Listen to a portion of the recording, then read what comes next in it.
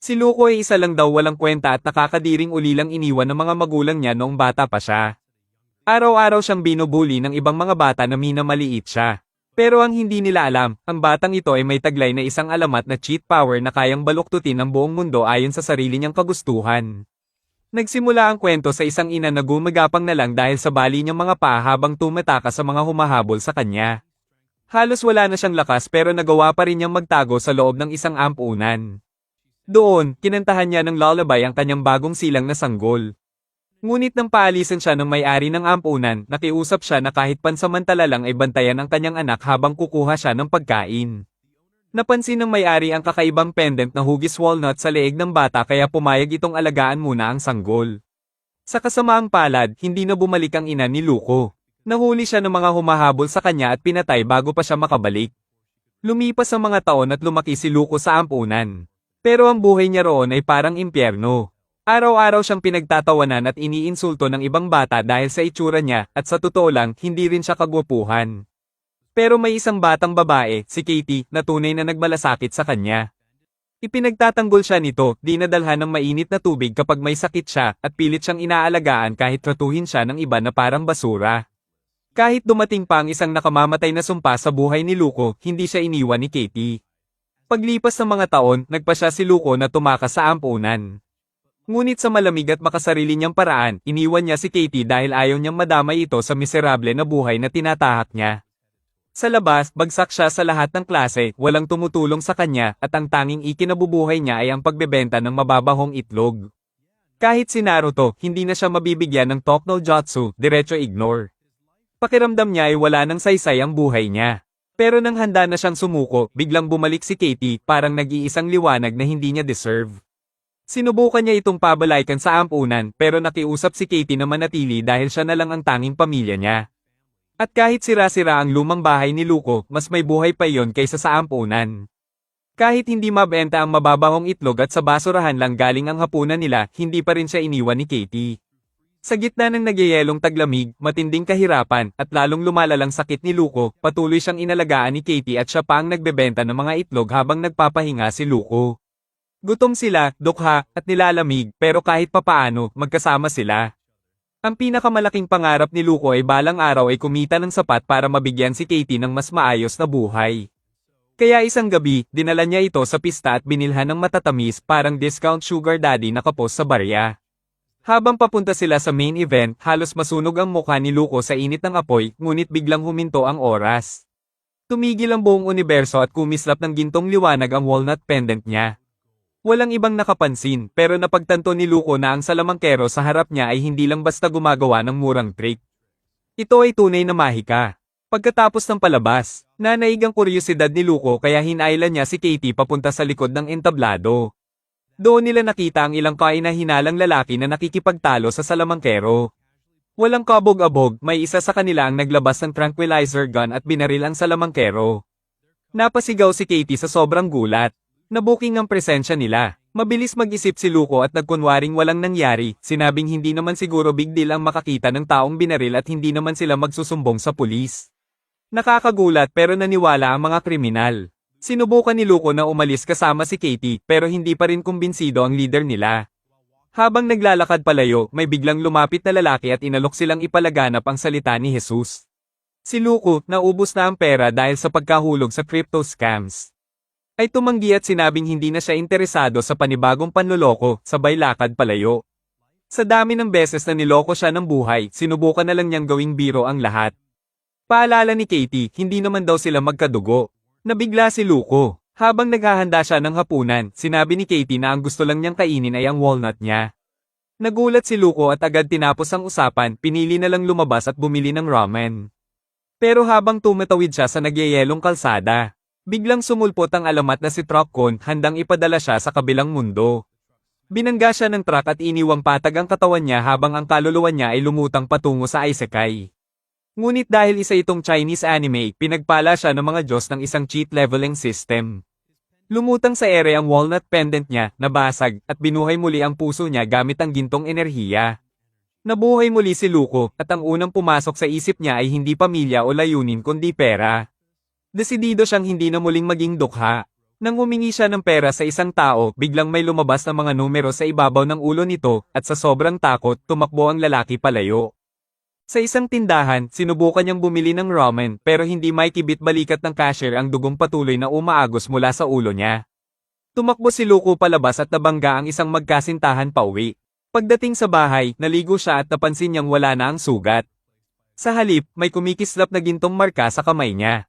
Nang i-activate niya ito, lumitaw ang isang lottery system na nagpapakita ng lahat ng coin na nakuha niya, mga coin na nagmula sa negatibong emosyon ng mga tao.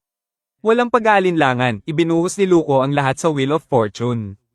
Kung hindi siya nasira ng crypto gambling, siguradong susubukan ito ng bagong mundong ito. Akala ni Luko ay nasayang lang ang lahat ng coin niya sa walang silbing lottery, pero sa huling ikot, tumama ito sa jackpot. May lumitaw na kumikislap na scroll, at laking gulat niya nang makita na naglalaman ito ng parehong lullaby na kinakanta ng ina niya noon. Kinanta niya ito ng buong lakas, parang lasing sa karaoke. Pagkatapos, naglaho ang scroll at naging isang energy orb.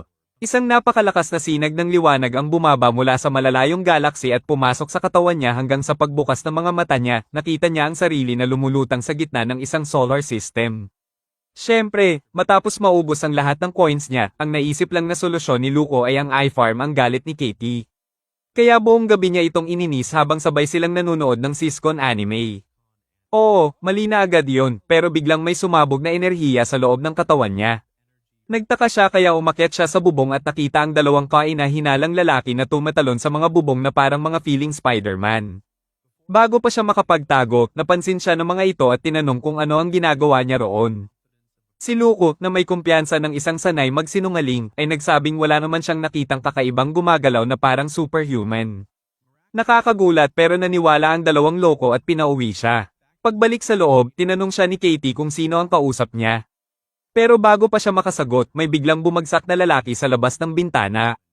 Pinilit ni Luko na manatili si Katie sa loob habang siya ang magche-check, pero syempre, sumunod pa rin ito at nakiusap na tumawag ng ambulansya.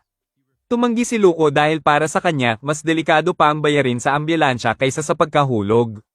Habang iniisip niyang iwan na lang ang katawan sa lamig magdamag, biglang binigyan siya ng system ng coins at doon niya napagtanto na nagkukunwaring walang malay lang ang lalaki. Walang kaunting awa, sinabi ni Luko kay Katie na pabayaan na lang ang peking na Himete, tulad ng ex niyang iniwan daw siya matapos siyang ipagpalit dahil masyado raw siyang pangit. Ang insultong iyon pa lang ay nagbigay na sa kanya ng 470 coins. Pakiramdam niya ay isa na siyang Demon Lord kaya tinuloy-tuloy niya ang pag-farm sa paghihirap ng kawawang lalaki. Nang humingi ito ng tubig, binato niya ng dilaw na yelo. Dinura iyon ng lalaki at muling nakiusap, pero pinatungan siya ni Luko at lalo pang sinipsip ang coins niya na parang profesional na scammer. Sinubukan ng estranghero na lumaban sa pamamagitan ng pagsunog sa braso ni Luko, pero agad itong nawala dahil sa gintong enerhiya sa loob niya. Sa bawat palpak na pagtatangka, mas lalo pang dumarami ang coins ni Luko. Sa huli, sumuko ang lalaki at sinabing nagbibiro lang siya. Habang palis na ito, ngumisi si Luko at binalaan siyang umiwas sa mga eskinita kung ayaw niyang mahuli ulit ang asawa niya sa panloloko. Matapos ang matinding hirit na yon, umuwi siya na parang isang tunay na banta. Pagdating sa kwarto, ibinuhos niya ang lahat ng coins sa shop at binili ang una niyang item, isang celestial fruit. Tumugon ang universo sa pamamagitan ng panibagong sinag ng liwanag na muling nagdala sa kanya sa loob ng solar system niya. Ang prutas ay nagbago at naging isang buong planeta, at halos mapunit ang katawan niya sa lakas ng enerhiya. Nang bumalik siya sa realidad, napansin niya ang kumikislap na punong nakaukit sa kamay niya. Sa bago niyang lakas, basta na lang niyang binuhat ang kama at napagtantong mas mabilis na siyang makaka-farm ng coins. Sa halip na mag-training tulad ng normal na bida, nagsimula si Luko ng matinding bardagulan sa group chat ng paaralan. Lumipad ang mga insulto, nagalit ang lahat at umulan ng coins sa system niya na parang tumama ulit sa jackpot. Kinaumagahan, bumalik siya sa dati niyang hanap buhay, ang pagbebenta ng itlog. May ilang kaklase ang dumaan at halatang nakilala siya, pero nagkunwaring hindi dahil walang gustong makitang may kasamang broke na nagbebenta ng itlog. Ipinaliwanag ni Luko sa lalaking katabi niya na karamihan sa mga tao ay nahihiyang makipagkaibigan sa mahirap. Sakto namang may maingay na hambog na nagngangalang Daing ang sumingit para i-roast siya, pero mas malakas ang balik ni Luko. Sinabi niyang mas mahirap pa sa laman ng wallet ni Daing ang itsura nito, lalo na ang kilay niyang parang uod at ang hairline niyang umurong na parang 40 anyos na. Umalingaw-ngaw sa buong palengke ang hirit na yon. Pilit na iniligtas ni Daing ang dignidad niya sa pamamagitan ng pagbili ng lahat ng itlog. Nagkunwaring mayaman, masayang tinanggap ni Luko ang pera at malakas na inanunsyo na may isang tanga raw na bumili ng lahat ng paninda niya. Dahilan para umulan agad ng coins. Sinubukan pang ipambayad ni Daing ang VIP card niya pero cash lang ang tinanggap ni Luko. Buti na lang at may makapal na bungkus ng pera sa mesa. Bago pa lumala ang pagtatalo, dumating ang pangunahing love interest na si Sarah. Natigilan si Daing habang si Luko ay kalmadong nagsabi na maligo naman siya sa susunod dahil mas mabaho pa ang hininga niya kaysa sa ugali niya. Pagdating sa klase, ibinalita sa news ang paglitaw ng mga superhuman awakener sa iba't ibang panig ng mundo. May isang estudyante ang biglang sumigaw na may nakitang awakener sa bubong ng paaralan. Habang paakyat si Luko, biglang nakaramdam ng panganib ang katawan niya. Habang papalapit siya, mas naging malinaw ang pakiramdam. Ang babaeng nakita niya kanina ay isa ring awakener. Sa bubong, may isang delinkwenteng henyo na nagbabantang itapon ng principal pababa na parang basura. Pero sa halip na mataranta, naisip ni Luko na perpektong pagkakataon nito para mag-farm ng coin sa pamamagitan ng pang-aasar sa mga kaklase niya. Tinawag niya ang isa sa kanila na pangit ng harapan at boom, instant na pera. Napalibutan ng mga mukhang extra na parang CGI, alam niyang prime time ito para sa coin harvesting. Itinaas pa ng delinkwente ang principal at sinabing hindi raw siya makukulong dahil menor de edad siya. Si Luko, sa halip na tumulong, ay naglakad pasulong at nagsimulang magbanggit ng mga batas na parang peking abogado. Inakala ng lahat na tanga siya na lalo lang nagpalobo sa coins niya. Habang abala ang mga tao sa katangahan niya, dumating ang mga opisyal at agad pinatigil ang delinkwente. Pagkatapos ng gulo, may isang babaeng lumapit na tila nahulog ang loob sa heroic moment niya. Pero wala itong pakialam kay Luko. Ininsulto niya ito ng diretso, sinabing hindi siya interesado sa mga babaeng mukhang lalaki. Isang linya lang iyon pero sapat na para bigyan siya ng sandamakmak na coins na parang panghabang buhay na V-Bucks. Pagbalik sa klase, biglang naging alanganin ang sitwasyon. May dalawang kahina-hinalang siyentipiko ang naghihintay at pinilit siyang sumailalim sa blood test. Wala siyang matakbuhan kaya napilitan si Luko na hayaan ng mga creepy na ito na tusukin siya ng maliliit nilang sireng. Pagkatapos nito, pauwi na siya nang mabangga niya ulit ang parehong kakaibang lalaki kanina na bumati sa kanya na parang NPC na nakalimutan ng sariling dialogue. Nang makarating si Luko sa bahay, nilanat si Katie dahil sa sobrang lamig. Kapos sa pera pero desperado, muli niyang isinugal ang coins niya, umaasang makakuha ng celestial fruit na makakapagpagaling sa kanya. Matapos ang 30 ikot, sa wakas ay pumanig ang swerte at nakuha niya ang prutas. Hindi pa siya nakontento at nakakuha pa ng 4 na agad niyang ipinakain kay Katie. Agad na nawala ang lagnat nito. Buong araw niya itong pinakain ng celestial fruits habang ipinapaliwanag na kaya rin siyang gisingin ng mga ito tulad niya. Siyempre, hindi niya napigil ang eye-roast si Katie. Tinawag itong walang silbi, pangit, at dahilan kung bakit iniwan daw siya ng pamilya niya. Gantimpala ng system ang kalupitan niya ng mas maraming coins na muling nagpatunay na sa mundong ito, may bayad ang pang-aapi. Kinaumagahan, inanunsyo ng guro na may piling mga estudyante na sasailalim sa espesyal na training sa ilalim ng bagong instructor. Kabilang sa napili ang pangunahing love interest na si Sarah. Isa-isang tinawag ang mga estudyante hanggang sa si Luko na ang huli. Para mas maging awkward, may dumating pang transfere na si Jang at agad nag-alok ng upuan ang babaeng katabi ni Luko dahil ayaw na raw nitong maamoy ang mabaho niyang puwet kahit isang araw pa. Kinagabihan, dumalo si Luko sa lihim na klase. Ibinunyag ng bagong instructor na ang dugo ng lahat ay sinuri gamit ang isang espesyal na alloy. Depende sa kung gaano kadilim ang halo, nirerango ang mga estudyante mula A hanggang F. Ang mga nasa mataas na rango ay may kakayahang magwasak ng buong lungsod. Nang ilabas ang resulta, si Luko ay binigyan ng F rank, ang pinakamababa sa lahat. Nagbulungan ng lahat, tinatawag siyang basura. Pero ngumisi lang si Luko at nagchat sa group chat na F rank din daw ang mga nanay nila. Isang malupit na comeback ang nakumpleto. Pagdating ng gabi, kinain niya ang huli niyang celestial fruits at ikinagulat niyang mabibili na pala ang mga ito sa shop niya. Sinilip niya ang Wheel of Fortune, pero imbes na divine item, expired tofu ang nakuha niya, dahil syempre. Gayunpaman, paulit-ulit pa rin siyang nag-spin buong magdamag hanggang sa tumama ulit ang jackpot. May lumitaw na kumikislap na scroll, pero bago pa niya ito mabasa, ang enerhiya ay direktang pumasok sa ulo ni Katie. Mula sa itaas, bumaba ang isang madilim na kapangyarihan at bigla niyang nakita ang sarili niyang solar system. Habang nakahiga si Luko, napaisip siya kung konektado ba ang kanilang mga solar system. Napagtanto rin niyang kailangan pa niyang mag-roll ng 80 expired tofu bago ma-unlock ang panibagong item. Kinaumagahan, sinubukan niya ang isang teorya. Kaya bang gawing totoong pera ang coins? Ikinalat niya ang bulok na tofu sa buong bayan. Sobrang baho nito kaya umani siya ng mas maraming coins. Nakakagulat, may isang tanga na sumubok na gustuhan ng lasa at hindi nagtagal, pumila ang buong bayan para kainin ang mabaho niyang paninda. Lumipas ang mga araw at tuluyan ng naging salot sa lipunan si Luko. Sa bawat panloloko at pang-iinsulto, isa-isang nagbubukas ang mga bituin sa solar system niya. Hanggang sa tuluyan niyang matawag ang huling celestial food at makumpleto ang buong sistema.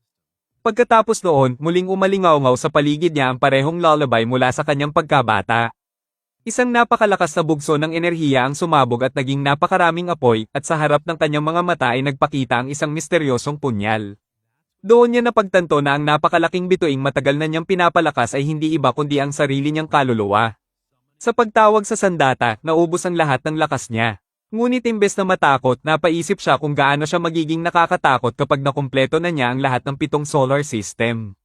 Kinaumagahan, si Katie ay tila may natututunan na sa wakas lalo na't sinuhulan siya ng asawa ni Lee ng Pringles. Pero habang nagsisimula ng maging payapa ang bahay, nakaramdam si Master Lee ng isang nakakakilabot na presensyang papalapit. Lumalabas na may isang estranghero mula sa Heavenly Network na biglang sumulpot ng walang paanyaya.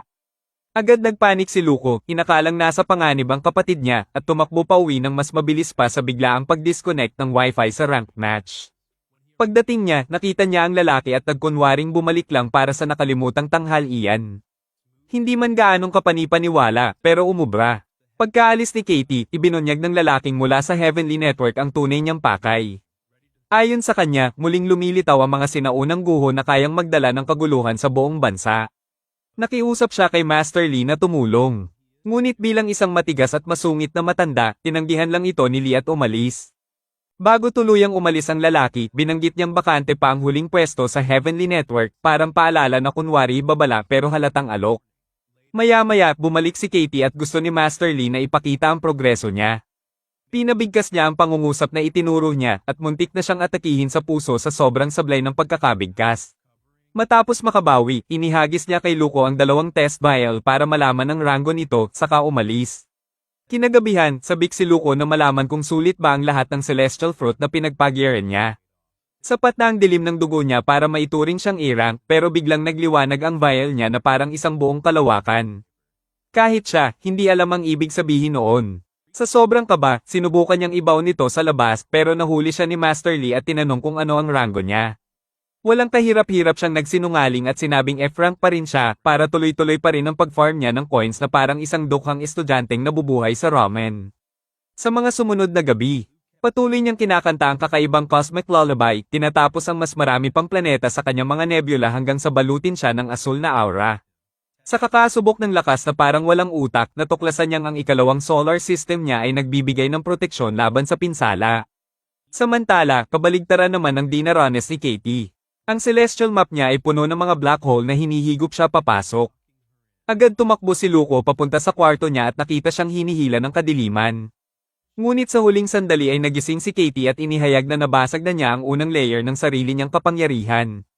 Nang tanungin niya si Katie tungkol sa bago nitong kapangyarihan, bigla itong nagsummon ng langgam. Oo, yung parehong insektong namatay kahapon ay bumalik bilang tapat niyang alaga. Agad naisip ni Luko kung kaya pa nitong mag-summon ng iba, kaya lumabas sila para subukan. Binuhay ni Katie ang isa pang nagyelong langgam pero agad namang naging abo ang nauna. Doon nila nalaman na isang summon lang ang kaya niyang panatilihin sa bawat pagkakataon. Para magyabang, gumawa naman siya ng lumilipad na ibon at ipinaliwanag na hindi nauubos ang enerhiya ng summons niya at maaari silang manatiling buhay magpakailanman. Si Luko, na may utak ng maliit na siyentipiko, ay nagtaka kung posible bang mag-summon ng isang tunay na awakener. Sa halip na tao, kinaladkad niya si Katie papunta sa isang kamalig at pumili ng kawawang baboy para sa eksperimento. Siyempre, una niyang naisip ay suntukin ang baboy. Henyo. Nang marealize kung gaano yun katanga, sinummon niya ang kanyang mahiwagang espada. Tumakbo ang baboy, pero tinapos ito ni Luko sa isang bagsak na hiwa, agad na naglaho. Halos gawing susunod na summon ni Katie ang sarili niyang kapatid. Pero napigilan siya ni Luko sa pamamagitan ng panunuhol ng isang linggong scrambled eggs. 2 raw dapat. Marunong makipag-negotiate ang batang ito. Habang pinapakain niya si Katie, nakaramdam si Luko ng kakaibang enerhiya mula sa tulay. Bago pa siya makaalis, kumapit si Katie sa likod niya at idineklarang sasama siya kahit ayaw niya. Matapos tumalon-talon sa mga bubong, nakita nila ang tatlong tulisan na nakikipaglaban sa instructor ni Luko. Isa sa mga bandido ay isang D-rank awakener na paulit-ulit nagpapakawala ng mga fireball na parang nagpa-farm ng XP sa mobile game. Si Zi-Fi ay kalmadong sinasalag ang mga ito gamit ang hubad niyang mga kamay hanggang sa masunog ang mga lubad ng tulay. Mabilis na uminit ang laban. Habang nadidistract siya, muntik na siyang durugin ng isang kalaban habang binabaluktot ng isa pa ang lupa para siya matisod. Pinabagsak ng mga kasamang may espada ang mas mahihinang kalaban pero walang kahit sino ang makagasgas sa leader. Doon na inactivate ni Zi-Fi ang kanyang sigal at ginawang parang fireworks show ang buong lugar. Napuno ng usok ang paligid at sinamantala iyon ng leader. Dalawa sa mga kasama ni Zi-Fi ang sumugod pero sinagot sila ng leader ng isang napakalaking pagsabog na nagliyab sa buong tulay. Nang mawala ang usok, nakatayo pa rin ang tatlong bandido, walang kahit anong gallows, parang kanila ang lugar. Sinabihan ni Luko si Katie na umatras muna habang siya ay gagalaw para alamin ang pagkakakilanlan nila. Sa sandaling iyon, dumating ang National Guard at pinalibutan ng lugar pero nakatakas na ang mga bandido papunta sa ibang eskinita. Napagtanto ng dalawa nilang tauhan na tapos na sila at nagsimulang magmakaawa sa leader na sumuko na lang. Hindi tanga ang leader ng mga bandido. Alam niyang hindi sila patatawarin ng Heavenly Network sa pagkapatay ng dalawa nilang sundalo, kaya inutusan niya ang mga tauhan na tumakas habang siya ang magsisilbing pain. Habang papalapit ang mga sundalo, pinasabog niya ang pinto sa harap nila, klasikong knock-knock pero may kasamang malaking boom. Sa kasamaang palad, napalibutan na siya ng buong hukbo at wala na siyang takas. Sa halip na mataranta, biglang nag-full WWE ang lalaki, pinabagsak ang dalawang sundalo at ginamit pa ang mga katawan nila bilang panangga habang tumatakbo sa mga eskinita na parang sumasali sa mumurahing parkour tournament. Pero may alas ang isang sundalo. Pinahira niya ng body paint ang kamay niya, in-enchant ang espada, at itinuhog ang leader sa pader na parang kebab. Akala ng lahat tapos na, pero napansin ng grupo si Luko na kumikislap sa itaas na parang radioactive flashlight. Nagkunwari si Luko na chill lang, sinabing naghahanap lang siya ng nawawalang pusa. Halatang hindi cat person ang babaeng opisyal dahil inutusan niya ang mga tauhan na dakpin si Luko at nagsimula siyang mag-spam ng mga sigal na parang ad ng mobile game. Hindi man lang pinagpawisan si Luko. Tumalon siya sa ere, nag-front flip sa gitna ng labanan, at tinapakan ng mga espada na parang bigla siyang naging Diyos ng parkour. Samantala, ibinabato ng bandido ang sarili niyang mga tauhan sa general para lang makabili ng oras. Pero walang awa ang general, tinapos niya ang laban at sumugod para sa huling tira. Kasabay nito, tinrabaho ni Luko ang mga babaeng sundalo. Inagaw niya ang sandata ng isa gamit ang sariling kaluban nito, isinlam sa pader, at pagkatapos ay pinalipad ang isa pa sa eskinita na parang basahang manika. Sobrang linis ng galaw niya na parang buong buhay niyang nag-training sa circo. Sa huli, pareho nang walang malay ang dalawang babae at ni hindi man lang hinihingal si Luko. Sa ibaba, tuloy pa rin ang sagupaan ng leader at ng mga sundalo, sinasalag niya ang bawat atake hanggang sa maipit siya ng isang dual wielder. Akala tapos na, pero dinurog ng lalaki ang dalawang metal na espada gamit ang hubad niyang kamay. Oo, kamay lang. Hinawakan niya ang ulo ng kalaban at pinakawalan ng sunod-sunod na suntok na parang diretso sa fighting game. Kinaladkad niya ito sa pader na parang pinipinturahan gamit ang mukha nito. Sinubukan ni Zi-Fi na tumulong gamit ang mga sigel. Pero walang epekto. Binato ng halimaw ang isang walang malay na sundalo papunta kay Luko, saka sinuntok ang lupa at nagpakawalan ng itim na usok na nagmistulang Silent Hill ang paligid. Sinubukan pa ni Zi-Fi na sorpresahin si Luko, pero pinabagsak lang niya ang poste, umiwas sa mga debris, at nagawa pang asarin siya. Binaha ng mahika ni Zi-Fi ang lugar, pero sinalubong iyon ng isang gas barrel na ibinato sa mukha niya. Sumabog ang bar aisles, sinunog siya at isinlam sa pader. Mas mabigat ang karma kaysa sa sariling mga spell niya. Nang hamu pa ang usok, ang bandido na lang ang nakatayo. Nag-power up si Luko at sumugod ang bandido para manuntok. Sinalubong iyon ni Luko ng kamao. At nagliyab ang sinumpang espada sa loob niya. Tinupok nito ang mga buto ng kalaban at tuluyang napunit ang buong braso nito. Doon nagtapos ang laban. Pag-uwi, tinanggal ni Luko ang invisibility cloak at sinabi kay Katie na gusto niyang subukan ulit ang mga kapangyarihan niya. Palihim silang lumabas sa gabi, at malamang nagtataka ang kapitbahay kung bakit may dalawang baliw na gumagala lampas hating gabi. Biniro ni Luko si Katie na dadalhin niya ito sa isang 5-star restaurant at uubusin ang buong ipon niya para mapasaya siya. Pabirong inimbitahan nila si Master Lee, pero sinabihan lang sila ng matanda na mag-ingat. Habang papunta sila, sinama ni Katie ang ibon niya para mag-scout mula sa ere. Malinis ang paligid, pero nang bumalik sila sa lugar ng labanan, wala na ang lahat ng bangkay. Nakakakilabot. Nararamdaman ni Katie na may mga kaluluwang naiwan. Sinabihan siya ni Luko na lunukin ang isa at agad niyang naabsorb ang enerhiya kahit hindi pa niya ito kayang gamitin. Ayon sa kanya, sapat na ang isang araw para makabawi siya ng lakas at muling masummon ang kaluluwang iyon. Natuwa si Luko dahil may malinaw ng progreso. Pinauwi niya si Katie pero pinaalala nito na may utang pa siyang sosyal na hapunan. Inamin ni Luko na dahilan lang iyon kanina pero binalaan siya ni Katie na uubusin pa rin niya ang laman ng bulsa niya. Sa noodle shop, parang halimaw kumain si Katie, hinihigop ang noodles na parang vacuum cleaner. Sinabi ni Luko na sana ay kaya niya siyang pakainin ng ganito araw-araw. Napahapyaw niyang nabanggit na baka mas okay pa ang buhay ni Katie kung bumalik siya sa ampunan kung saan mas madali ang lahat. Pero tumama yon sa puso niya. Napaluha si Katie at sinabing wala siyang pakialam kung wala siyang coat o pagkain. Ang mahalaga lang ay si Luko dahil siya ang pamilya niya. Inalala niya ang lahat ng pinagdaanan nila. At doon na rin inamin ni Luko ang pangarap niya. Gusto niyang makabili ng sarili nilang bahay para hindi na sila mag-alala sa renta o gutom magpakailanman. Mahigpit na hinawakan ni Katie ang kamay niya at nagtanong kung talagang gaganda pa ang buhay nila. Hinigpitan ni Luko ang hawak at nangakong mangyayari iyon. Kinaumagahan, bumalik si Luko sa lansangan para magbenta ng mabahong tofu. Ang problema, paubos na ang paninda at sanay na ang mga dukhang adik sa amoy. Wala na ang dating bisa. At kasabay nito, nawala rin ang coins niya. May isang lalaki pang nakiusap na bigyan siya ng higit sa 1 piraso. Pero sinabi ni Luko ang malamig na katotohanan na sold out na ang lahat. At kahit ganoon, umani pa rin siya ng coins. Doon niya napagtanto ang totoo. Hindi na niya kailangan ng tofu. Ang kailangan lang niya ay lokohin ang mga gutom na ito, sabihing ubos na ang paninda, at panoorin silang maglabas ng pera habang dinudurog ang kanilang pag-asa. Tunay na pagsilang ng isang scammer. Samantala, may isang random na lalaki ang nagdesisyong gumawa ng sarili niyang side quest sa gabi. Hinukay niya ang ipon ng asawa niya, kinubra ang lahat at tumakas.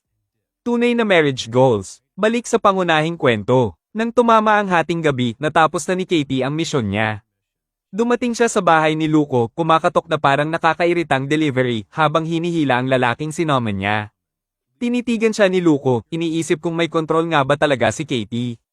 Nagyabang ito, sinabing hindi lang niya kayang kontrolin ang lalaki, kaya rin niyang basahin ang mga alaala nito para malaman kung saan itinago ang ninakaw na pera. Habang nakapokus, nakita niya ang eksaktong lugar at sabik na sabik ng hukayin iyon na parang treasure chest.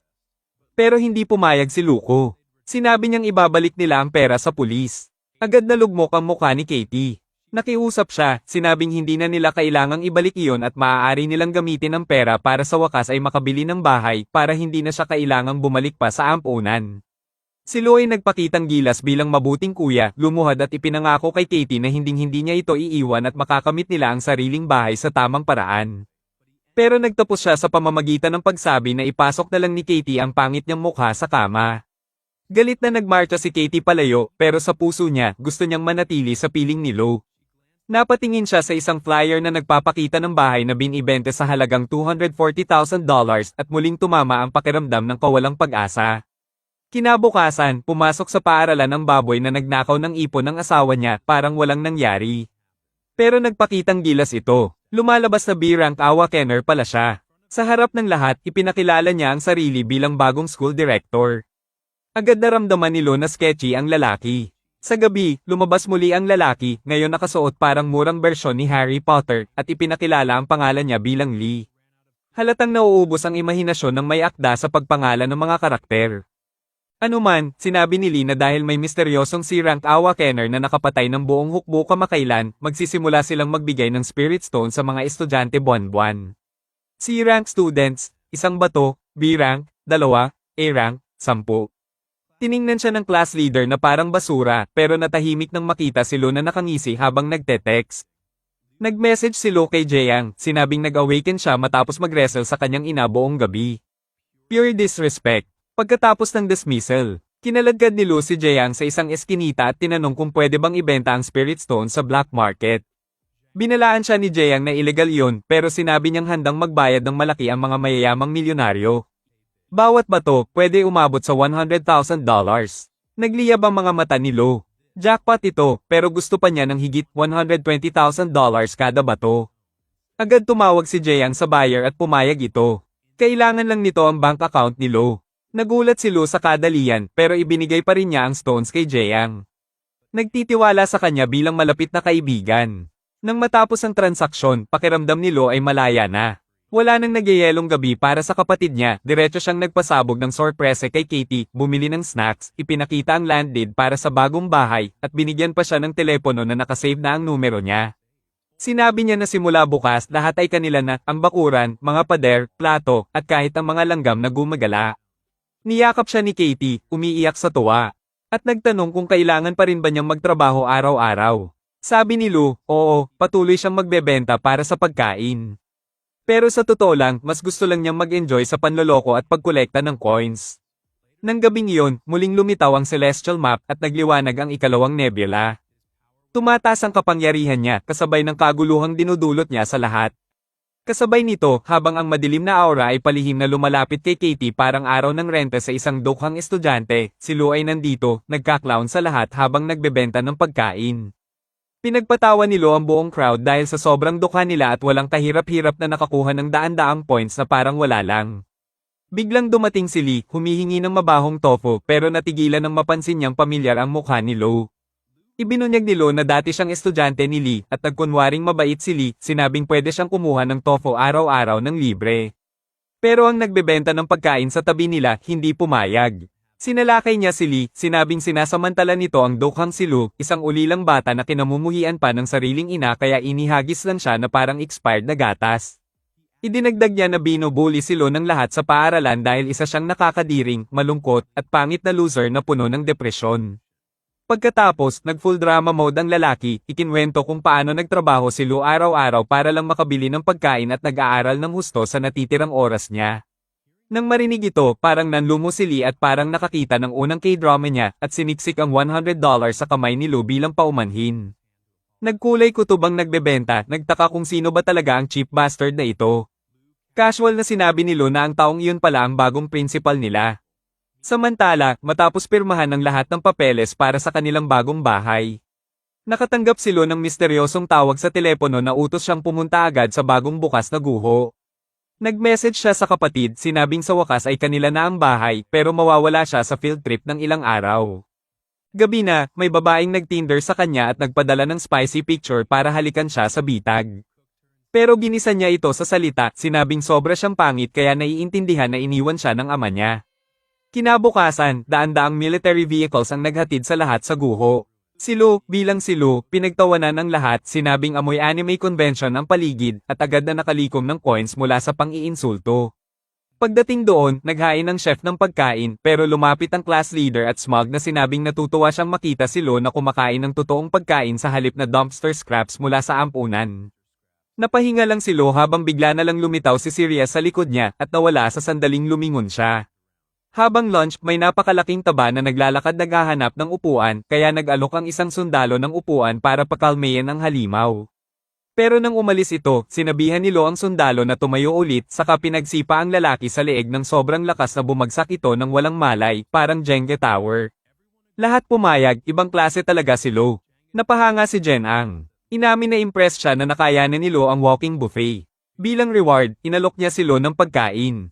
Ipinaliwanag din ni Jen na dahil malapit sila sa guho, mas mabilis umangat ang level ng system nila. Gabi na, sinubukan ni Lu kung paano pumasok sa celestial map nang hindi kinakanta ang lullaby niya. Napagtanto niya na pwede niyang gamitin ang oras para mag-farm ng coins imbes na kumanta. Samantala, nag-meditate ang class leader sa kapayapaan, pero naging demon of annoyance si Lu, humihinga sa leeg niya. Ikinukwento ang buong buhay niya, at tumatawa sa mukha niya. Tumama ang points ng grabe, at pagdating ng umaga, nakalikom na si Lu ng 47,000 coins sa simpleng pagiging nakakainis na maliit na halimaw. Sandaling naisip niya kung kumusta na ang kapatid niya, pero napagtanto niyang walang signal dito. Sa lunch, binigyan siya ng chef ng extra food bilang reward sa pagpabagsak niya sa walking oil tanker kanina. Nag-alok din sa kanya ang isang sundalo ng upuan, pero tinanggihan ni Lu, sinabing mas gusto niyang umupo sa lap ni Jiang. Nagulat si Jiang pero curious, at tinanong kung paano balak ni Lu mag-rank up. Kumpiyansang sinabi ni Lu na kailangan lang niyang arm wrestle ulit ang class leader. Tuwing gabi, patuloy niyang inaabuso ang pobre na lalaki sa pamamagitan ng pagre-recite ng mas maraming bahagi ng kanyang tragic backstory. Sa huli, napaika ng class leader at tumakbo papunta sa isang cliff para makatakas sa boses ni Lu. Akala niya ligtas na siya para mag-meditate pero hinanap siya ni Lo na parang demonyo mismo. Doon na naisip ng class leader na ang tanging tunay na paraan para makatakas sa torture ni Lo ay ang tumalon mula sa cliff. Kinabukasan, umupo si Lo na hiwalay sa lahat para mag-meditate at pumasok sa celestial map para i-release ang natitirang fruits niya. Sa pagkakataong ito, nak-unlock niya ang isang buong bagong planeta. Isang swirl ng ilaw ang bumalat sa kanya, bumuo ng black cloak na nagbigay sa kanya ng invincibility boost. Sa launch, sinubukan ng grupo na hayaan siyang kumain muna, pero bumalik ang class leader na parang villain, tawa-tawa at minock si Lo dahil stuck pa rin siya sa Frank. Bumalik si Lo, tanong kung gusto niyang arm wrestle ulit para patunayan kung sino ang mas malakas. Gusto ng class leader ng totoong spar pero sumingit si Sai. Sinabing ang tanging aprobadong laban dito ay arm wrestling matches. Nang hihinayang man, pumayag ang class leader at nakaset na ang tensyon. Sa loob ng tent ng camp, nagharap ang dalawang lalaki parang WWE. Lahat naglagay ng bet sa class leader para manalo. Pero pagsimula ng laban, pinabagsak ni Lo ang braso niya sa mesa ng mas malakas kaysa sa pagsapak niya sa nanay ng isang tao kagabi. Sumigaw siya na nag-rank up siya habang ang class leader ay nakaupo, nagtataka sa buhay at nagtatanong kung bakit siya na-fold ng mas malala pa kaysa sa nanay niya. Hindi natuto si ZY sa pagkakamali ng unang idiot kaya hinamon din niya si Lo. Pero winasak siya ni Lo agad at nagyabang na dahil sa nanay ng class leader. Nakapag-wrestle siya dito gabi-gabi. Bago pa makabawi ang lahat mula sa second-hand embarrassment, may kakaibang fog na lumabas mula sa guho. Ibinunyag ni Jiang na nag-open na ang portal at ang tanging paraan para makalabas ay makuha ang eye. Kung hindi, mananatili silang lahat sa loob magpakailanman. Biglang tumunog ang alarms. Kumalat ang fog parang free wifi at nagulo ang buong camp.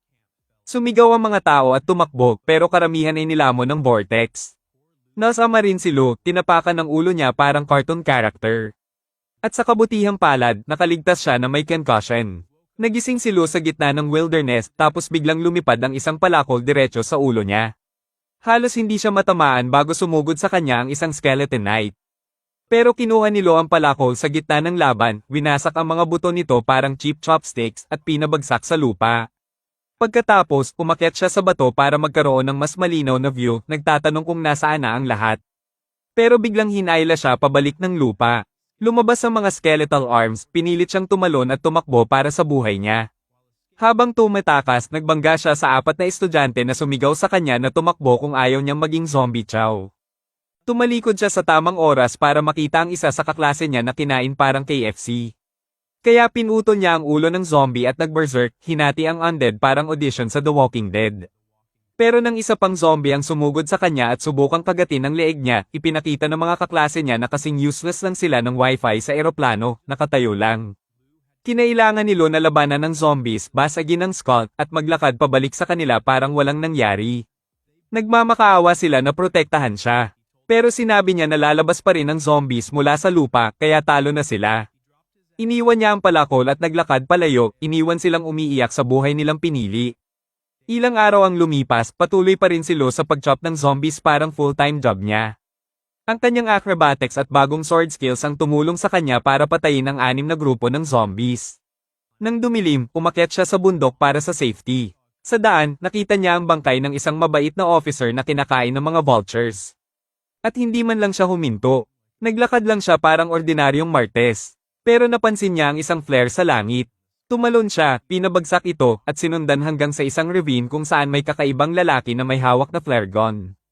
Agad na naramdaman ni Lo na may kakaiba. Ipinakita ng system niya na pangalan ng lalaki ay numbers imbes na letters, clear na spy. Na-plants na pala ng mga spy ang mga tools bago lamunin ng mist ang lahat. At dahil kilala na ni Lo ang bawat mukha sa paaralan, pati ang bawat nanay, siguradong outsider ang lalaking ito, perfect victim material.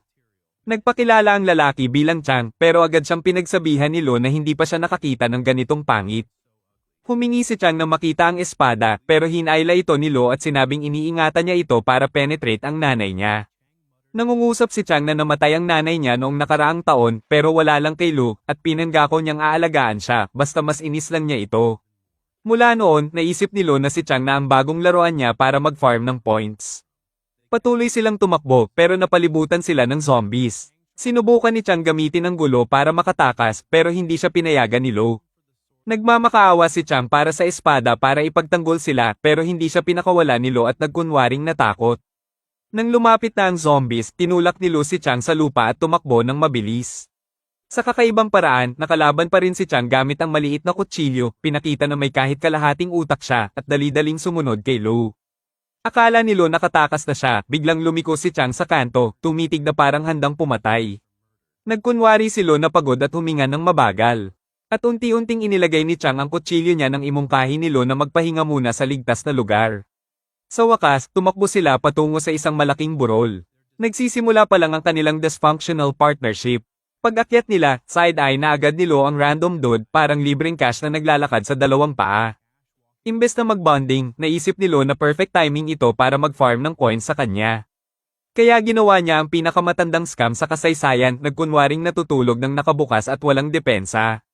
Basically sumisigaw, "Rob me." Pagdating ng umaga, nakalikom na siya ng malaking 30,000 coins mula kay Chang. Pero biglang bumagsak ang reality, hindi pa kumain ng lalaki ng 2 araw. Ang tiyan niya parang dying motorcycle. Kaya tumayo si Lu, nagkunwaring hahanap ng pagkain, pero imbes, nagtago, kinuha ang rank 79 na expired tofu, at kinain ito parang Mike Halen star meal. Samantala, nakahiga si Chang clueless na naghihintay hanggang biglang sumugod si Lu at binigyan siya ng 1,000 years of pain. Sigaw ng pobre, umalingaw-ngaw sa paligid, nagtaka kung bakit amoy bulok na medyas gym na hinalo sa sewer water ang hangin. Nalito si Chang kung paano nakahanap ng pagkain si Lu gayong nagugutom siya buong linggo. Si Lu, bilang troll, nagsimulang pangalanan ng mga meats, bacon, lamb, steak, parang walking food menu. Sapat na yun para sumabog ang utak ni Chang at iba to ang full power strike. Halos hindi nakapagperi si Lu, at lalo pang naging magulo dahil sa fog.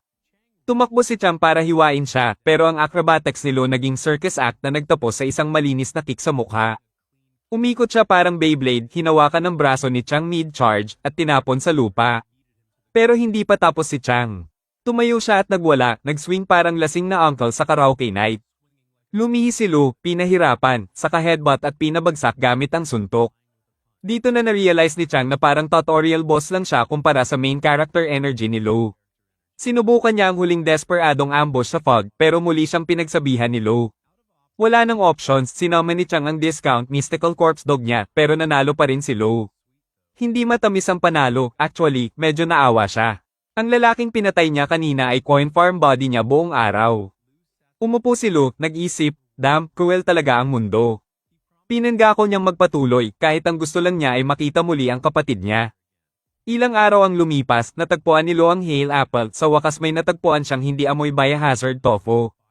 Umakyat si Lu sa puno at kinain ng prutas, pero hindi natuwa ang mga lokal na squirrels. Ang maliliit na furry animals na iyon ay nagwala, at si Lu, bilang total menace, kinain ng prutas mismo sa harap nila habang ninanakaw ang puno ng walang hiya. Nagsimulang magtapon ng bato ang mga squirrels, at biglang lumabas ang boss nila, isang sumo squirrel na may hawak na boulder.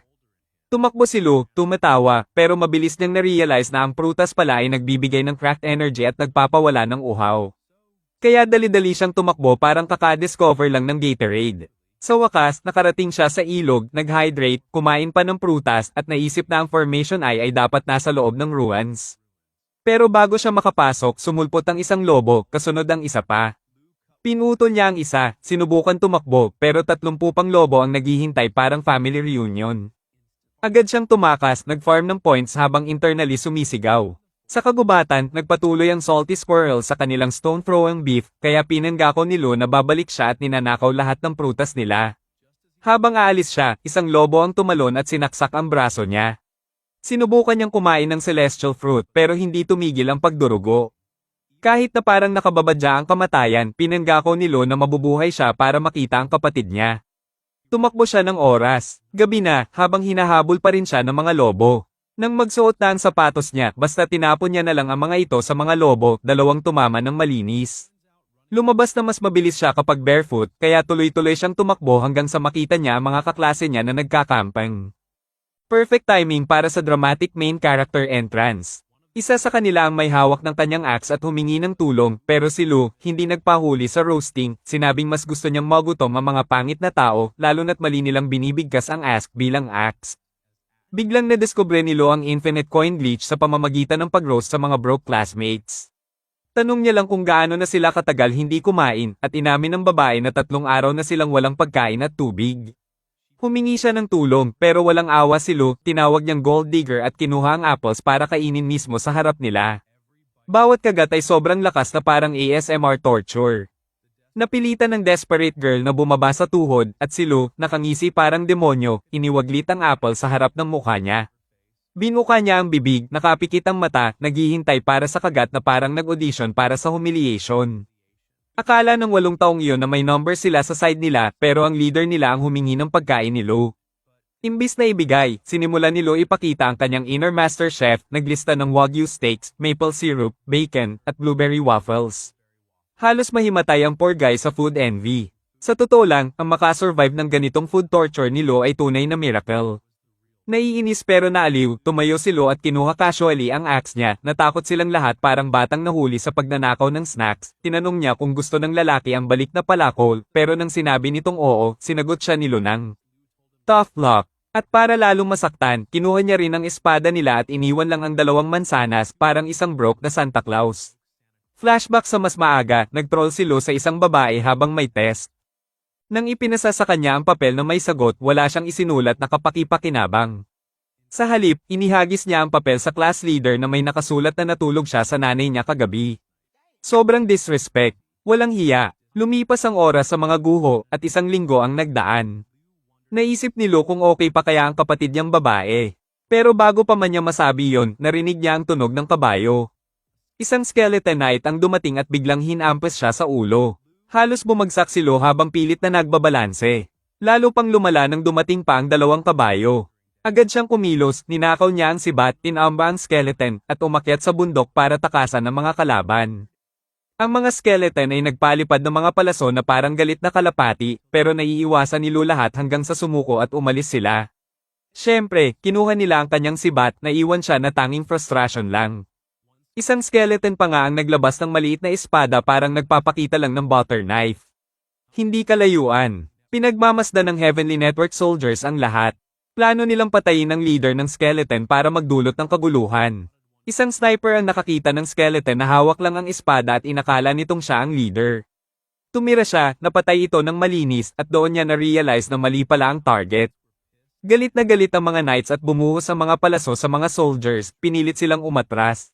Sa gitna ng kaguluhan, dahan-daang gumapang si Lu sa gilid ng bangin parang ninja. Nang magkaroon siya ng pagkakataon, tumalon siya pababa, ninakaw ang sibat ng knight at umakyat muli, umiwas sa ulan ng mga palaso nang hindi man lang pawisan. Para bang speedrunning niya ang buong digmaan. Pagkatapos, habang nagtatago sa puno, na-realize ni Lu na pag-alis nila sa guho, makukumpiska lahat ng armas. Kaya nagdesisyon siyang ipagpalit ang kanyang nakuhang loot sa ibang estudyante imbes na sayangin. Pero nung akala niya hawak na niya ang kalamangan, nahulog siya sa bitag ng knights at nasurround. Akala nila hawak na nila siya, pero hindi basta-basta sumusuko si Lu. Pinuno niya ng mystical energy ang kanyang sibat at inihagis sa hangin. Parang Diyos ng kaguluhan, kinuha niya ang mga armas sa gitna ng laban. Pinabagsak ang knights isa-isa at inihagis pa ang kanyang palakol sa isa. Ang mga liko niya matalim, ang tawa niya walang respeto, at bawat galaw niya ang sigaw na, "I'm built different."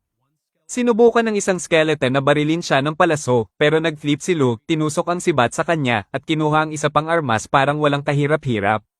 Winasak niya ang buong squad, pinutol ang swordsman, tinamba ang isa pang knight mula sa kabayo, at dinurog ang huli sa lupa.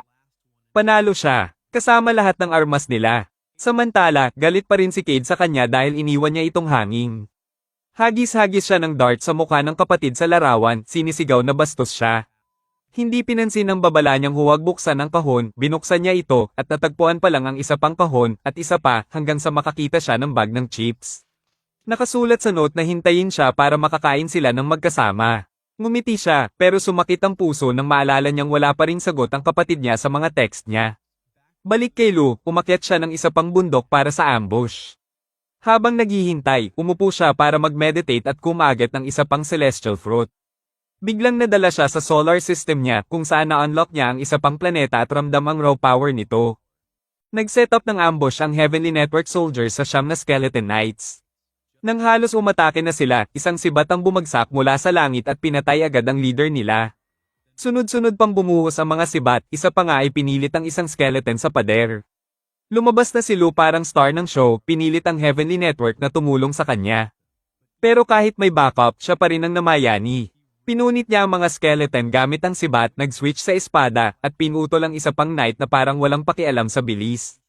Nang may sumubok na umatake sa sneak, yumuko lang siya at tinusok ito agad. Nanggigil ang mga soldiers, bulong-bulong kung gaano siya kalakas. Isang lalaki na walang mata literal na nagtanong kung sapatos ni Lubay yon at binyuli siya ng kasama niya na buksan mo na lang mata mo imbes na magtanong ng kalokohan. Sa huli, nakuha ni Lo lahat ng armas, malinaw na sa kanya lang ang mga yon. Pagkatapos, nakuhang muli ni Lo ang lahat ng sibat at espada parang broke blacksmith na nagpapapon shop. Tiningnan siya ng leader at tinanong kung bakit niya tinatago lahat ng armas kung hindi naman niya kayang gamitin kalahati. Ngumiti si Lo at aminin na tama siya, saka nag-flex parang shameless street vendor. Sinabi niya sa lahat na para na sa sale ang mga armas. Mura, malaking discount, lahat dapat mabenta. Lumabas na parang lahat ng taon niya ng pag-hustle ng expired eggs ay training pala para sa moment na ito. Sa kanyang sabi, mas mahalaga ang depensa kaysa ginto ngayon. May isa agad na nagtanong kung pwede siyang bumili ng espada. Pero na-realize ni Lo na walang cash ang mga tao rito. Kaya tumingin siya sa jade necklace ng lalaki at tinanong ang presyo. Nang sinabi nito na 13 grand, sinubukan niyang ipagpalit pero agad itong tinanggihan. Sumunod, isa pang soldier ang nagbigay ng $12,000 na relo. Tapos may nag-offer na 27 karat gold chain, isa pa $2,000 na relo. Kung sino man ang may isip, makikita ang mga kalahating patay na soldier at aalala sa kanila. Pero hindi si Lo. Para sa kanya, libre ang paghihirap pero ang survival, premium service yon. Di nagtagal, nagsimula na ang pila parang Black Friday sa Walmart. Pero ang cashier lang ay si Lo. Pinapatulo niya ang pawis nila parang SoundCloud rappers at Peking Versace. Dalawang broke na tropa naglabas ng pera at binigay sa kanya ang 2 grand para sa isang espada. Pero si Lo, bilang scumbag na siya talaga, sabi, no, yun para sa palakol, hindi espada. Binigyan niya sila ng makinang na palakol, sabi pa niya, mas matalim daw ito kaysa sa kahit anong espada. Sa gulat nila, hindi siya nagsisinungaling, kaya natuwa silang kinuha ito. Sa huli ng Shady Trade Fest na yon, mas mayaman si Lo kaysa kahit kailan sa buhay niya. Habang mas sumisid sila sa guho, naglakad siya parang tao na nagnakaw sa bangko pero may legal na resibo. Ilang oras ang lumipas, nag-set up sila ng camp, gutom at uhaw na gutom ang lahat. Sa unang pagkakataon, nagdesisyon si Lo na hindi maging walking menace. Kinuha niya ang mga mansanas at ibinigay sa leader, sabi dapat hatiin at pagsaluhan. Nang kumain ng lahat ng piraso, nawala lahat ng gutom.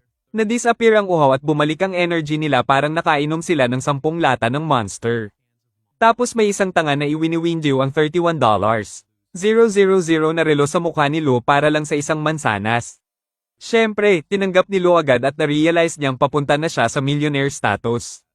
Tinawag siyang evil ng iba dahil tinatago niya ang pagkain, pero nag-reply si Lo, sabi, hindi sana ganito kahirap ang buhay kung hindi kayo useless freeloaders. Biglang hamay pa ng creepy wind sa ravine at dosenang multo ang dumiretso sa kanila. Naghanda ang mga estudyante sa laban. Pero mas malaking problema si Lo, sinusubukan ng corpse dog niya na gumapang palabas sa dibdib niya parang unwanted chest burster. Pinilit niyang itulak pabalik para maitago ang sikreto. Pero nang may ghost na masyadong malapit, ramdam nito ang demonic aura ni Lo at agad na tumakas. Sumunod ang iba, nagkalat parang nakita ang mga rent collectors. Nakatingin lang si Lo. Stunned, na-realize na sobrang up na ng powers niya habang lumilipas ang bawat minuto. Sa wakas, nakarating sila sa mismong gitna ng guho. May isang lalaki na casually na mention na si Syria ang nag-save sa kanya mula sa 2 skeleton bago siya namatay bilang hero. Pero nung tumingin siya sa mga mata nito, ang naiisip lang niya ay kung gaano niya gusto hawakan ni Syria ang kanyang sibat. Nagpanggap si Lo na hindi niya nakita at sa halip, pinili ang perfect timing para mag-flex ulit ng yaman niya. Nagsimulang magbenta siya ng mas maraming armas kapalit ng jewelry at patuloy lang na binibigay ng grupo ang libo-libong halaga na parang charity auction para sa mayayaman. Halos matapos na niyang nakawan lahat, may tumawag sa kanya para makipagkita sa leaders ng Heavenly Network. Pumunta si Lo, nag-strut, at ipinakita ang bagong jewelry collection parang wannabe rapper. Habang si Loki tinatawag si Syria na gold digger, ipinakilala ng leader ang sarili at sinabing itigil na ni Lo ang pagbebenta ng mga sibat dahil alam niyang gamitin talaga ito. Tumango si Lo at lumapit ang leader sa gitna ng guho. Mula sa core niya, hinugot niya ang espada at pinabagsak sa lupa parang divine flex. Pagkatapos ice scout ang butas, sinabi niya na susugod sila bukas.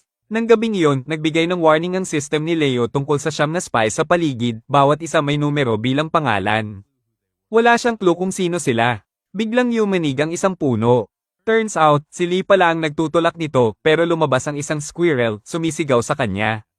Nakita ng maliit na furry na ito ang pangit na mukha ni Leo at naging feral, handang umatake.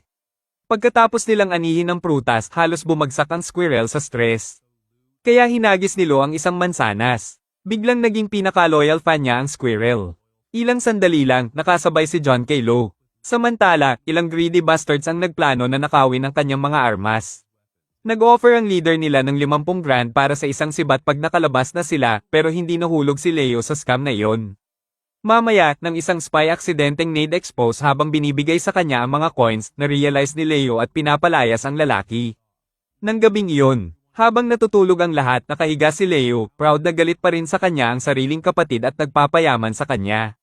Pero sa loob-loob niya, na-realize niyang talagang kinamumuhian siya nito. Pagdating ng kalagitnaan ng gabi, biglang nagising ang lahat ng spies at tuloy-tuloy na sumugod sa gitna ng guho, dive headfirst sa abyss. Nang ang huling tanga ay sumubok tumalon, may hamarang sa kanya mid-air. Ngumiti si Lo at sinabi sa lalaki na hindi siya magsasumbong kung paghati-hatiin nila ang lot.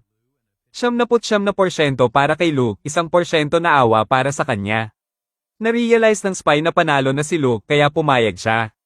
Pero paglabas ni Lo, akala ng clown na makakalusot siya at tumalon pa rin. Bad luck, nahuli siya muli ni Luke, ngumingiti parang demonyo. Samantala, napansin ng ibang spies na may nawawala sa grupo, pero imbes na magpanik, shrug lang sila at tuloy ang lakad.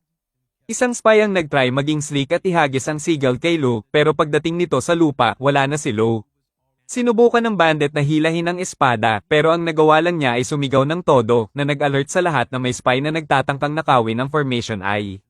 Dahil sa laki ng bibig niya, nakuha niya ang front row seat sa sakit. Biglang lumitaw ang mystical tiger, at si Lee mismo ang bumangga sa mukha ng lalaki sa guho parang nagtatapon lang ng basura. Ngayon, alam na nilang may spies sa kanila, kaya nagdesisyon si Lee na walang pahinga. Inutusan niya ang lahat na direktang pumasok sa guho bago pa man may makawin. Sinabi ni Leo na patayin ang lalaki para sa interrogation, pero hindi siya pinansin ni Lee, parang background noise lang, at nagpatuloy sa paglakad. Nakaline up ang mga estudyante, pero hindi maiwasang side-eye ni Director si Lo. Namukhang tanga habang suot lahat ng alahas parang broke rapper. Na-realize ni Lee na pwede niyang i-hustle ang tanga na ito, kaya nag-offer siya ng deal. Handa nang magbukas sa kanya ang daan-daang guho, pero dahil estudyante lang si Luke, hindi siya makakapasok kung wala ang permiso ni Lee. Ang presyo? Isang gold chain lang. Napag-isipan ni Lo sandali, pero sa huli, ni-roast niya si Lee sa pagsabi na pangit ito bago umalis. Nang handa na ang lahat, lumakad ang isang babae sa gitna at nag-activate ng spell na gumawa ng glowing stairs na paikot-ikot pababa sa butas. Habang bumababa, biglang sumugod ang isang horde ng mga multo, kaya kinailangan ni Lu itago ang corpse dog bago lumala ang sitwasyon. Sa ilalim, napansin ni Lee na stiff ang katawan ng lahat, ibig sabihin, nakuha na ng mga umiikot na multo ang kanilang spirits. Ilang oras ang lumipas bago nila naabot ang core ng guho, pero biglang sumara ang entrance sa likod nila. Nagningning ang mga crystals at mas marami pang multo ang bumuhos mula sa itaas. Nag-flex si Lee, ginamit ang kapangyarihan at pinaulan ng isang punch ang ilang multo. Pero may higit 80 pang lumilipad kaya kinailangan ng soldiers na magsama-sama para makipaglaban. Isang ghost ang sumubok umatake kay Lu pero nagyelo parang nakita lang ang presyo ng renta.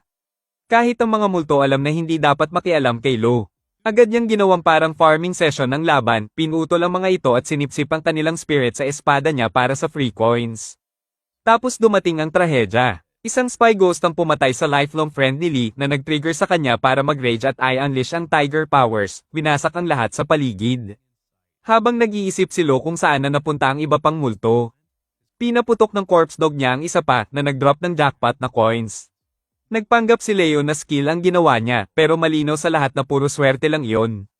Sinubukan pa niyang patunayan ang sarili sa random swings, pero tanging isang hit lang ang tumama nung aksidente na nailapat ni Lee ang attack. Pagkatapos nun, wala nang naniwala kay Lo. Siya ang epitome ng lucky trash. Biglang sumabog ang gates at dumagsa ang army ng zombies. Agad na umatake si Lee sa leader nila, nag-spark ang clash parang mga Diyos.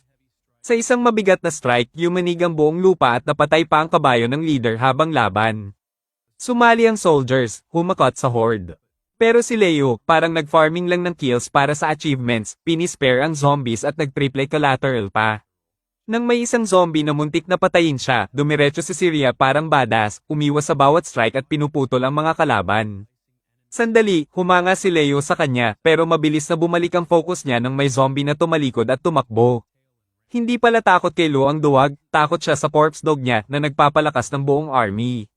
Habang nakikipaglaban ng soldiers para sa buhay nila, may iba namang priority si Leo.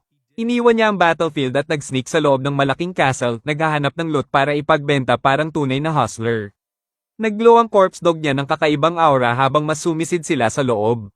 Sa isang hallway, sinubukan siyang ambush ng ghost pero casually lang niyang yumuko at tinusok ito gamit ang espada na na-erase agad. Nakatingin siya, iniisip kung ilan pa sa mga spies ang nagtatago sa dilim. Kasabay noon, nakikipaglaban si Lee para sa buhay niya. Hinarap ang isang skeleton na sinubukang itapon siya sa lupa. Naperid niya ang atake at umatake pabalik pero iniiwasan ng skeleton bawat strike niya. Hindi nagpatalo, tuloy lang si Lee gamit ang martial arts tricks para manatiling offensive. Sa huli, nahawakan niya ang sibat ng skeleton at pilit humawak sa buhay niya. Tinawag siyang nakakainis na langaw ng skeleton at sinimulang itapon siya parang ragdoll. Samantala, nakarating na si Lou sa central door ng castle at binuksan ito. Sa loob, narinig niya ang galaw at agad na nakita ang isang knight. Bago pa siya makahinga, 12 pa ang nagliwanag ang mata at umatake. Tumalo ng corpse dog niya, hinarang ang guards at pinilit silang umatras. Nakita ni Lo ang perfect na pagkakataon para kumita pa ng pera, kaya sinimulan niyang kunin ang armas nila habang nakatitig sa kanilang mga mukha. Frustrated at flustered, sumuko ang royal guards at ibinigay ang armas habang patuloy si Lo sa pagkuha ng coins parang literal na vending machine. Sa gitna ng kaguluhan, sinubukan ni Lee hawakan ng sibat para makatakas sa formation. Pero mahigpit ang hawak ng knight. Nagbanggaan ang kanilang mga ulo, mystical energy ang kumikislap sa pagitan nila. Walang soldier ang makakuha ng upper hand. At nang halos ma-eliminate ang skeleton leader, inihugot ni Sarah ang espada at pinatay ang 5 skeleton sa kalahating segundo. Tinukso niya si Lee, sabi bumagsak na raw ang di niya. Nag-concentrate ang skeleton leader ng energy sa 3 dragons na sumugod kay Lee, muntik na siya matamaan bago sumabog. 7 dragons pa ang pumihil sa kanya at may 8 pa sa likod na handang kumagit pero hindi bumitaw si Lee sa sibat. Nagdesisyon ng skeleton leader na sapat na. Binitiwan siya at pinapayagan ng dragons sa kainin ng sariling pawns. Inilabas ni Lee ang ultimate spell, nakawala, at sumugod sa knight, kinuha ang sibat at pinatalsik siya ng brutal. Patuloy si Sarah sa paglilinis ng natitirang skeletons habang naghahanap kay Lou. Sa mas malalim ng silid, naramdaman ng skeleton guarding the formation ay ang presence at tumakbo. Nahawakan ni Lee ang sibat, na-realize na hindi ganoon ang formation ay, at sinundan ang knight. Pagbalik ng skeleton leader, nakita niyang walang armas ang guards habang nakaabot na si Lee. Inutusan niya ang knights na patayin si Lee pero bago sila makalapit, nakuha ni Leo ang isang kakaibang object mula sa box. Isang babae ay muntik ng malagay sa panganib pero nakuha ni Lo ang item mid-air na nagdulot ng pagkawala ng kulay at parang Thanos style na na-erase ang mga kalaban. Narinig niya pa ang sinabi, Mr. Stark, I don't feel so good. Sa wakas, ligtas na lahat mula sa cursed ruin. Nagsimulang bumagsak ang mundo sa paligid nila, nag-crack ang lupa, nilamon ng gravity ang mga tao, at na-drain lahat ng energy sa mga lost items. Nag-form ang mga sibat ng protective circle sa paligid ni Lee habang kumapit sa kanya ang squirrel bago naglaho. Nagtagal ang chaotic na montage na ito habang si Jen ay frantically naghahanap kay Lo at si Syria naman ay ganoon din. Samantala, lihim na lumabas si Lee sa camp habang ibinibigay ng soldiers ang kanilang mga items. Sumigaw si Jenang na hindi niya makita si Lee pero pinuri ng direktor ang sakripisyo ng bata sa pagsagip sa lahat. May ilang estudyante na secret ong natuwa na namatay si Lee pagkatapos nilang mass camp pero seryoso namang nalungkot ang class leader at inalok na hanapin ang katawan niya. Biglang lumitaw si Lu, nag-blink sa harap nila, sinabing kaya niyang hanapin si Lee sa kwarto ng nanay niya. Iniabot niya lahat ng natitirang armas sa teacher at sinira ang mesa para sa good measure. Habang naglalakad pa uwi si Lu, tumindi ang negatibong emosyon ng kapatid niya at nakita niya ang bag ng chips na nakalagay sa puno. Inabot niya ang kamay para sa hug pero tumalon ito pababa at sinipa siya ng diretso sa mukha. Sinuri niya siya, na-relieved na hindi siya nasaktan at mahigpit siyang niyakap habang umiiyak. Humingi ng paumanhin si Leo sa paghintay niya pero tumakbo ito pauwi ng mauna sa kanya. Habang naglalakad sa mga kalye pauwi, ipinakita ni Leo ng may pride ang kanyang yaman at mamahaling relo. Hindi iniintindi ng kapatid niya ang pera. Siya lang ang mahalaga. Nangako siya na dadalhin niya ito sa magandang restaurant bukas at gumawa sila ng pinky promise. Nerelieved si Lee na ligtas sina Lo at ang kapatid niya at sinabi na magpahinga muna bago ulitin ang training. Nagpasalamat si Lo sa lahat na nag-alaga sa kapatid niya habang wala siya. Sa wakas, nakahinga siya ng maluwag matapos ang kaguluhan. Nang mag-isa na sila, tinanong ni Lo si Katie na ay summon ang energy body niya. Habang ginagawa niya yon, nag-conjure si Lo ng 2 magical pearls mula sa sariling katawan niya. Tinanong ni Coyote kung ano yon at ipinaliwanag ni Lo na yon ang concentrated essence ng ghosts na naabsorb niya. Isang dark pearl, isang light pearl, na light ay galing sa humans sa dati ghosts. Curious sa epekto, sinubo ni Lo ang light pearl at nilunok. Biglang sumigla ang energy body ni Cade pero nagreklamo siya, nagtatanong kung kailan titigil si Lo sa pambuli sa kanyang summons. Ngumiti si Lo at sinabing may huling regalo pa siya, kaya naglabas siya ng 2 mansanas. Kinain ni Cade ang mga ito, sinasadyang tamasahin ng lasa. Biglang lumitaw uli ang notorious squirrel, sumisigaw sa kanya dahil kinain ang pagkain niya. Nasmitten si Cade, kinuha ito at sinabing siya ang pinakamalupit na nakita niya. Si Lo, nag-shake ng ulo, pinanood lang habang naglalaro siya sa mukha ng squirrel. Pinangalanan niya itong Fatso sa simula, pero pinavito ni Leo ang Antilomax, kaya nagreluctant siyang pinangalanan itong Lo at pinakain ng potato chip. Nilamon ito ng squirrel parang mana mula sa langit. Pagkatapos, nagplano si Cade ng manipulative genius scheme. Inilagay niya ang squirrel sa harap ng buong bag ng chips, nangako ng mas marami pang treats kung susunod ito. Hindi makapaniwala si Lo kung gaano kaepektibo siya. Nang maayos na ang kaguluhan, nag-focus si Lo sa ruin. Ipinroject ni Lo ang consciousness niya sa buong lungsod, lumulutang sa itaas, pero ramdam niya ang sobrang lakas ng aura na nagmumula sa sarili niya. May kakaiba, kaya bumalik siya sa katawan niya at bumaba sa base ng formation. Doon, nakita niya lahat ng armas na naabsorb niya. May dambuhalang pinto na hamarang sa daan niya. Halos hindi gumalaw nung sinubukan niyang itulak. Binigyan lang siya ng sulyap sa castle na kakalabas lang niya. Sinubukan siyang gisingin ni Cade, niyakap ng mahigpit at inamin na natakot siya baka iiwan siya uli. Nangako si Leo na hindi, tiniyak na dadalhin niya ito sa dinner at bibilhin ng flashy TV gamit ang gold chains na nakolekta niya. Sa labas, natutunaw ang snow ng winter habang nagliliwanag ang fireworks sa langit. Masaya si Leo na ma-share ang moment na ito kay K-Day, ang tanging liwanag sa chaotic niyang mundo. Mamaya, nakatitig si Lo sa application paper ni Lu Chao. At grabe, halatang para bang pasan niya ang bigat ng buong multiverse sa balikat niya. Kitang-kita na mahal niya ito pero hindi aaminin sa salita. Para makawala sa gloomy mode, ginawa niya ang anumang logical pero emotionally unstable protagonist ang gagawin. Binuksan niya ang display screen para maglaro ng lottery. Ano ang nakuha niya? Stinky tofu. Bawat oras, pare-pareho. Ang malas niya, parang kaya pang ipakita sa Black Cat kung paano mag-cross. Paulit-ulit niyang ini-roll ang lottery. Parang addict na iniisip na, just one more try, ay maayos ang buhay niya. Sa halip, mas maraming useless food ang nakuha. Rice balls, tofu, random junk. Pwedeng magbukas ng restaurant ang lalaki sa dami ng kalokohan. Sa huli, nag-rage quit siya sa buhay, humiga sa kama, at pinindot ang lottery button gamit ang paa parang depressed martial god. At boom, finally, milagro. Nanalo siya ng isang bagay na parang pearl, kumikislap parang galing mismo sa jewelry box ni Poseidon. Hindi na nag-isip, sinubo niya ito. Biglang huminto ang oras. Isang puting bituin ang bumagsak mula sa langit at sumisid diretso sa katawan niya na parang, congratulations, loser. Nag-flip ang lock mo. Biglang napunta si Luko sa floating heavenly mist realm. Pinalilibutan ng clouds na sobrang comfy, parang divine spa day. Sayang, natapos ito mas mabilis kaysa motivation niya sa pag-aaral. Disappointed pero fired up, nagdesisyon siyang susubukan muli mamaya.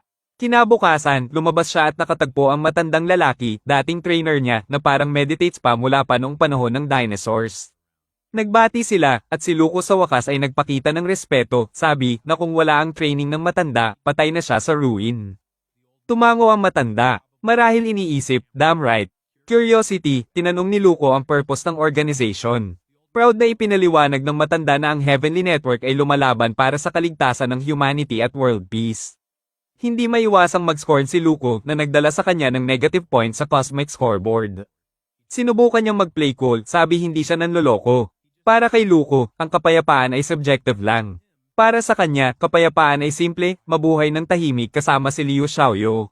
Napalingon ng matanda, marahil iniisip parang fortune cookie philosophy ang bata na to. Para patunayan ang punto niya, kinuha ng matanda ang espada ni Luko, naglakad ng dramatic at sabi na kung lahat ay ganyan lang tulad ni Luko, magiging buffet ng kaguluhan lang ang mundo.